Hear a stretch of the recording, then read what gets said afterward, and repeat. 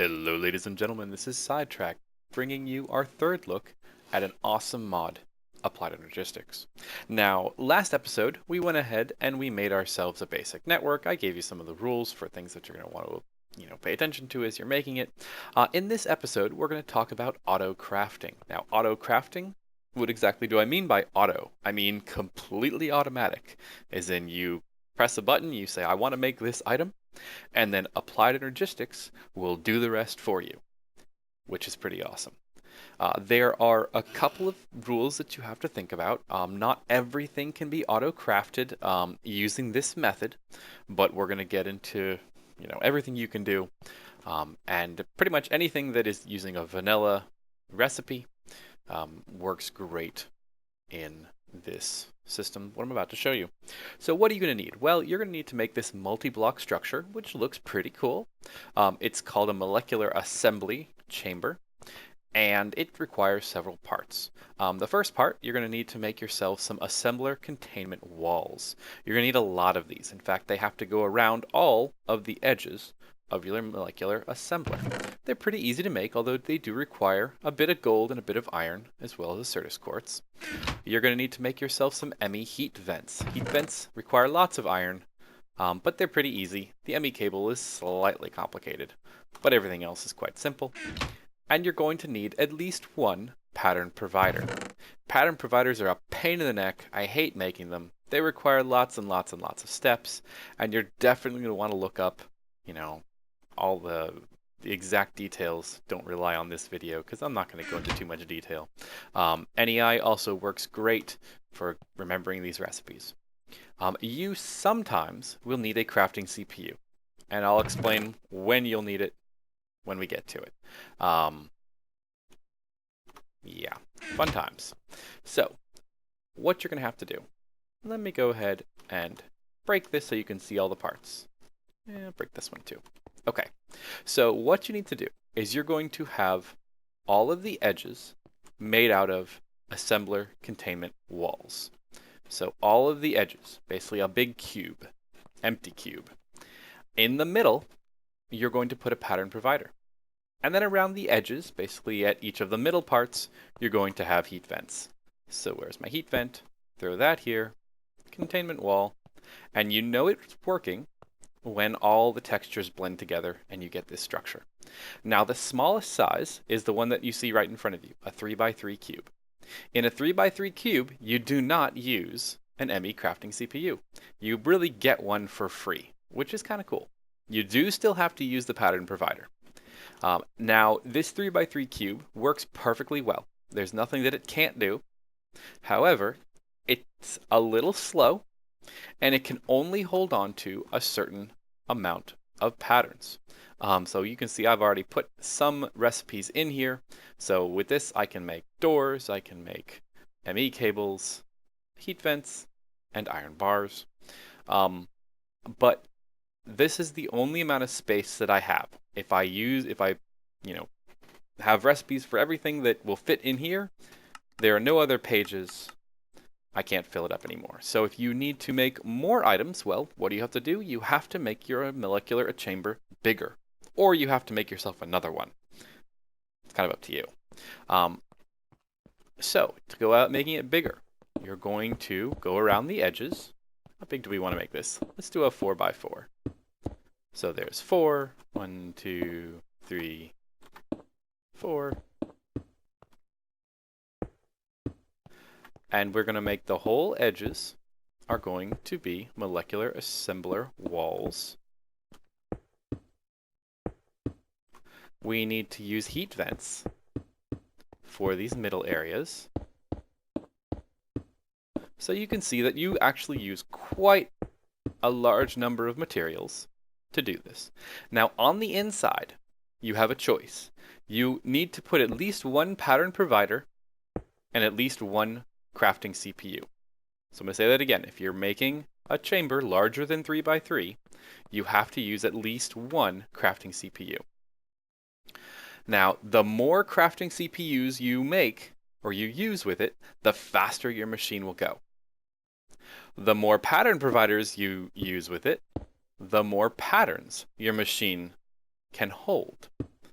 So we're just going to do this pretty simply. I'm going to do 4 and 4, a nice even balance, and then just cap off the ends with heat vents. And as I place the last heat vent, provided you made it correctly, all the textures blend together. So that's pretty cool. So if we right click on here, you'll see that now we have 4 pages. And so if I were to cycle through these, if I had different patterns, they would show up on the different pages.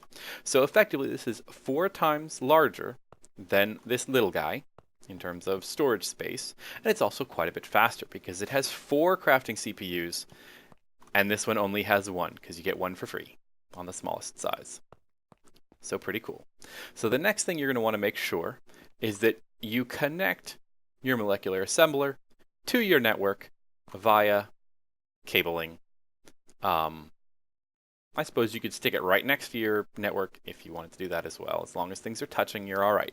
Now, right in front of me, there is no ME controller. That's because it's connected underground all the way over to this network, so all of these have access to the same materials. As you can see, if you were here for my last video, same things. All right, so the next thing you're going to need to do is you need to make sure you make these patterns. Now I've already got some in here, but I'm going to go ahead and show you how to make new ones. So you're going to need to make a pattern encoder.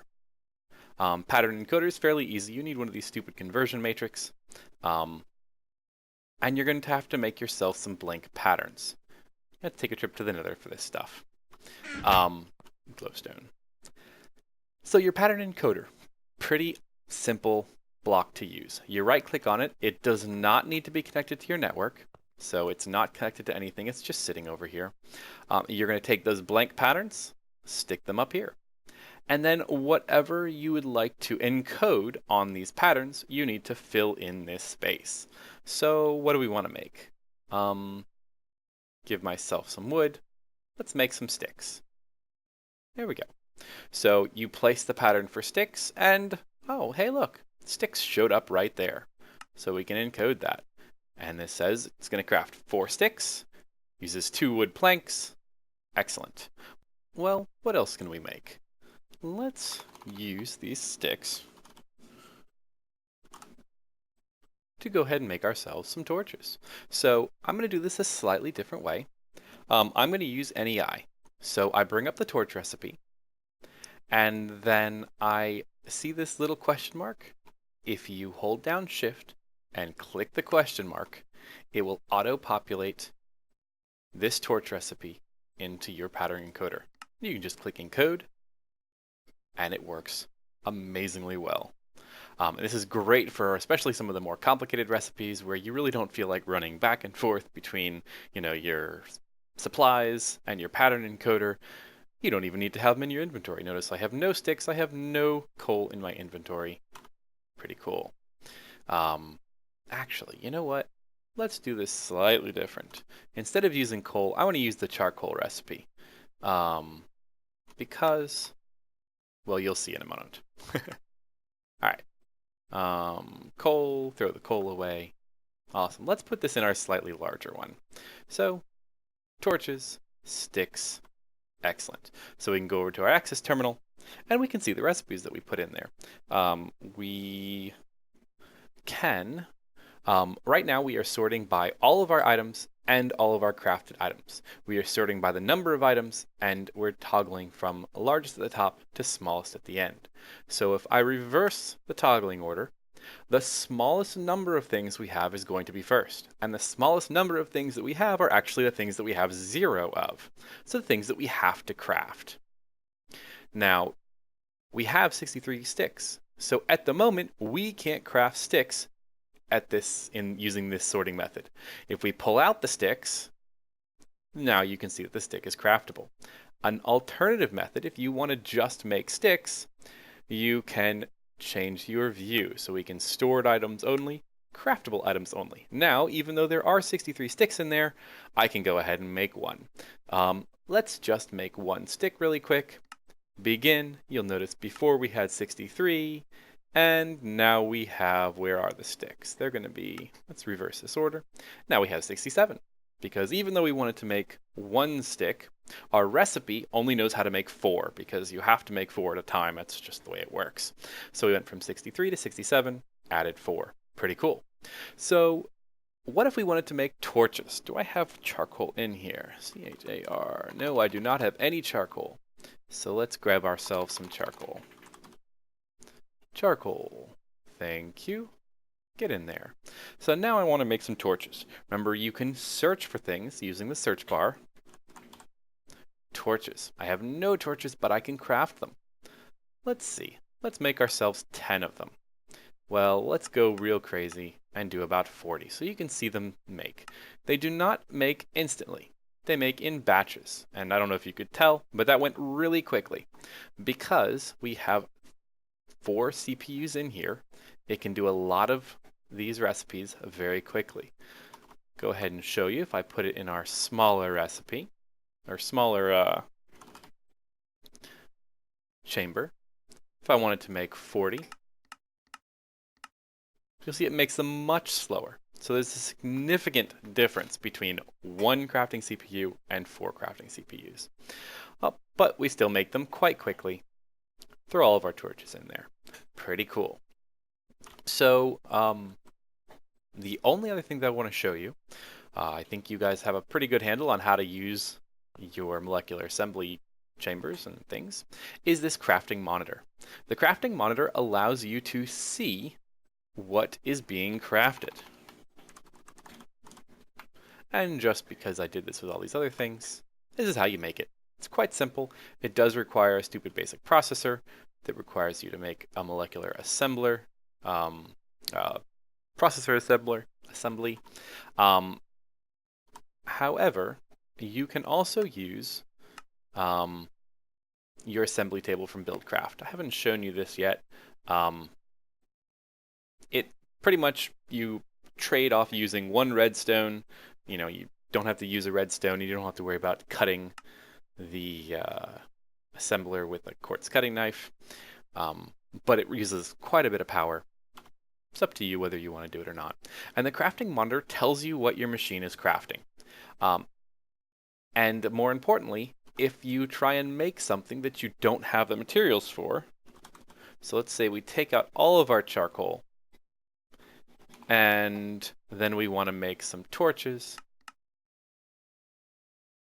Let's make 10 of them. Your machine will sit here and hang.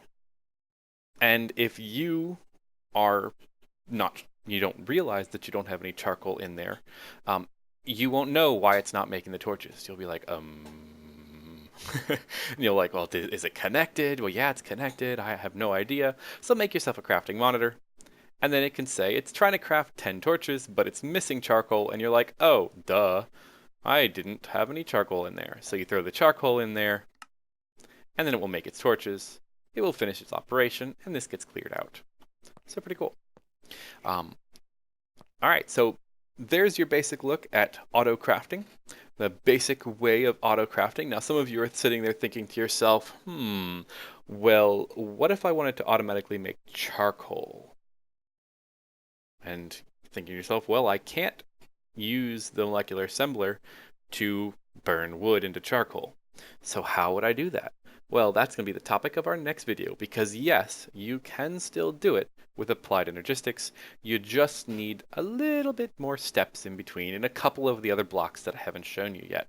So if you're interested, come back for the next video. It'll be up next in the playlist. And until then, hope you guys have a great day. This is Sidetrack signing off.